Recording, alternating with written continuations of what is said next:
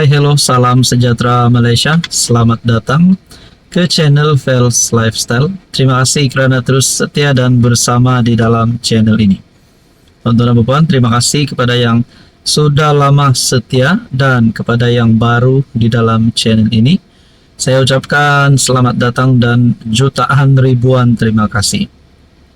Masih ramai yang bercakap berkaitan dengan cerita titah Edendum. Kepimpinan pembangkang sudah mengeluarkan kenyataan, bahkan daripada pihak-pihak yang berkepentingan pun sudah mengeluarkan kenyataan. Setelah Anwar Ibrahim dituduh, kerajaan dituduh menyembunyikan titah Edendum. Nah, ini satu pengakuan yang paling kita nantikan, yaitu pengakuan daripada Perdana Menteri sendiri, Datuk Seri Anwar Ibrahim. Saudara-saudara, menurut PM Anwar, akhirnya Perdana Menteri buka cerita titah Edendum. Tak pernah disorot, tapi ini yang berlaku. Perdana Menteri menepati kata-katanya sebelum ini yang hanya akan mengulas perihal titah Edendum selepas Mahkamah Rayuan memberi kata putus. Datuk Seri Anwar Ibrahim membuat pengakuan mengejut mendedahkan bahawa Peguam Negara ada menerima surat titah tambahan diraja dari Istana Pahang. Namun beliau menegaskan ia bukan dihantar kepadanya maupun kepada ahli lembaga pengampunan. Menurut Anwar, selepas surat itu diterima, Agong telah pun bertukar dan Peguam Negara menyerahkan surat itu kepada Istana Negara bagi membolehkan Agong yang baharu, Sultan Ibrahim, membuat keputusan. Surat itu dihantar kepada Peguam Negara, bukan kepada saya, bukan kepada ahli lembaga pengampunan. Dan Peguam Negara kemudian bila Agong ganti, diserah kepada Istana Negara kerana Agong yang pengerusikan lembaga pengampunan. Itu keadaan dia, bukan kita sorok, katanya menurut Malaysia Kini semasa berucap di program Muhibah Madani. Anwar menambah, dalam satu mesyuarat yang dihadirinya, Peguam Negara telah menasihatkan Agong terlebih dahulu bahawa baginda mempunyai budi bicara mutlak untuk membuat keputusan. Tetapi keputusan itu mesti dibuat dalam mesyuarat lembaga pengampunan, bukan di luar mesyuarat tersebut. Nah, setelah Anwar Ibrahim dituduh, setelah Anwar Ibrahim dan kerajaan dituduh menyembunyikan titah Edendum, akhirnya ini pengakuan Anwar yang mengejutkan ramai. Jadi saudara-saudara, menurut Anda, Najib ada harapan ataupun tiada harapan? Apa komen Anda? Hello semua, salam sejahtera Malaysia. Selamat datang ke channel Fels Lifestyle. Terima kasih kerana terus setia dan bersama di dalam channel ini. Tuan-tuan dan puan-puan, masih ramai rupanya bercerita tentang titah Edendum. Ini sudah pasti menjadi satu cerita yang panas, satu cerita yang amat panjang kerana melibatkan bekas Perdana Menteri yang kini, Najib Razak, yang kini dalam penjara Kajang, ditahan menjalani hukuman penjara, dan di dalam titah Edendum menyebut tahanan rumah untuk Najib. Sudah pasti perkara ini menjadi satu bualan ramai orang, terutamanya kepada penyokong Najib yang mahu Najib dibebaskan. Saudara-saudara, adakah pihak-pihak berkepentingan yang cuba untuk menyembunyikan titah ini ataupun cuba untuk mematahkan langkah agar Najib dapat menjalani tahanan rumah? Adakah pihak-pihak ini akan dikenakan tindakan?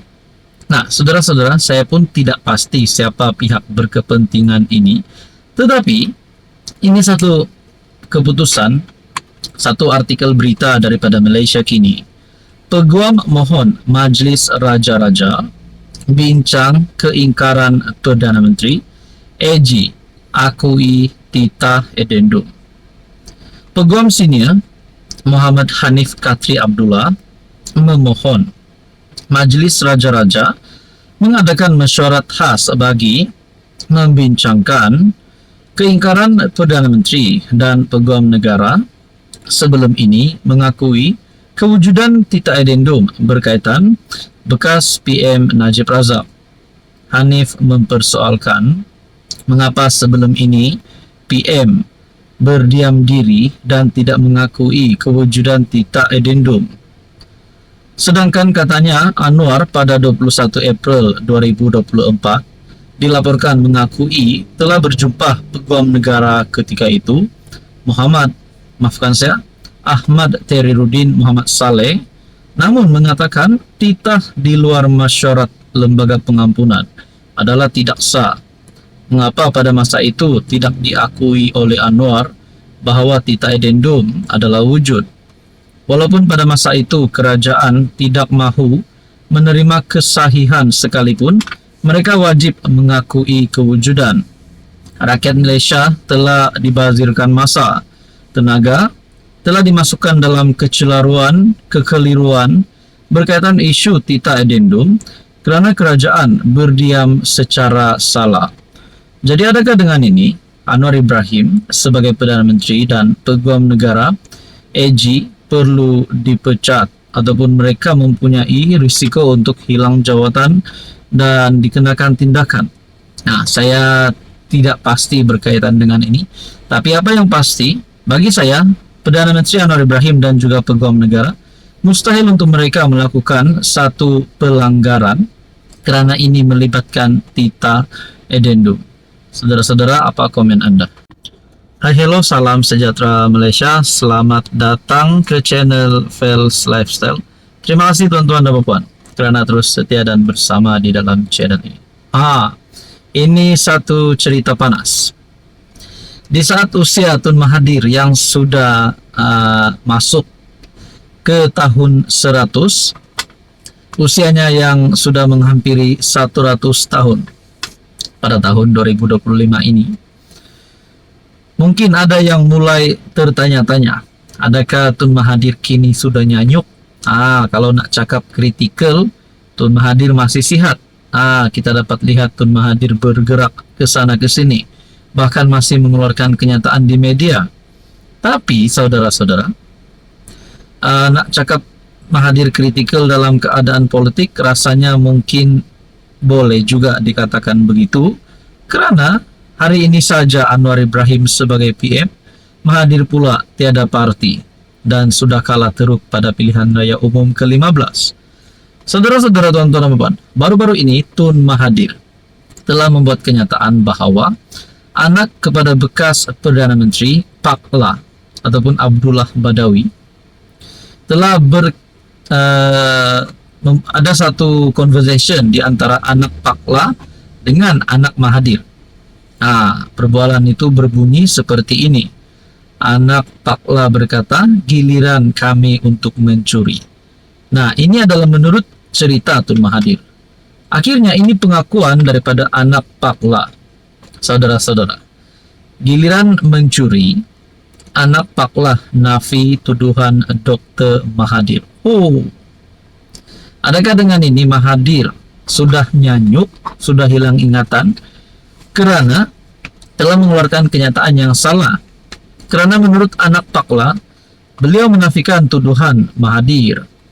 Anak kepada Abdullah Ahmad Badawi menafikan memberitahu anak Dr. Mahathir bahawa gilirannya telah tiba untuk memperkayakan dirinya menggunakan kedudukan bapaknya sebagai PM. Saya menafikan sepenuhnya. Saya tidak pernah berkata sedemikian. Dan saya juga tidak melakukan perkara sedemikian, kata Kamaluddin Abdullah dalam catatan IG lewat malam tadi. Artikel bertarik 12 Januari. Mahathir jelas sangat kecewa dan sangat marah dengan banyak perkara terhadap ramai orang, katanya. Kamaludin bagaimanapun tidak membalas serangan Mahathir dan sebaliknya menyeru orang ramai mendoakan bekas PM itu yang akan mencecah usia 100 tahun. Yang terbaik yang boleh kita lakukan ialah mendoakan kesejahteraannya dan berharap pada usia senjanya dia mendapat ketenangan dengan dirinya sendiri. Jumaat lalu Malaysia Kini melaporkan bahawa Mahathir mendakwa bahawa dia terkejut apabila mengetahui daripada anaknya tentang perbualan yang didakwa dengan anak Abdullah. Mereka penggantinya percaya semasa saya menjadi PM, saya menyalahgunakan kuasa dan korup. Anak Abdullah memberitahu anak saya, sebelum ini giliran kamu, sekarang giliran kami.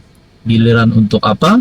Untuk mencuri wang. Saya terkejut, katanya. Nah, saudara-saudara yang amat saya hormati, tuan-tuan dan puan, adakah dengan ini keluarga bekas Perdana Menteri Pak La bersama dengan anaknya akan menyaman keluarga Mahathir? Nah, saudara-saudara, kalau disaman agak-agak berapa ratus ataupun bilion. Saudara-saudara, akhirnya Mahathir pula didoakan agar mencari ketenangan di dalam dirinya. Apa komen Anda?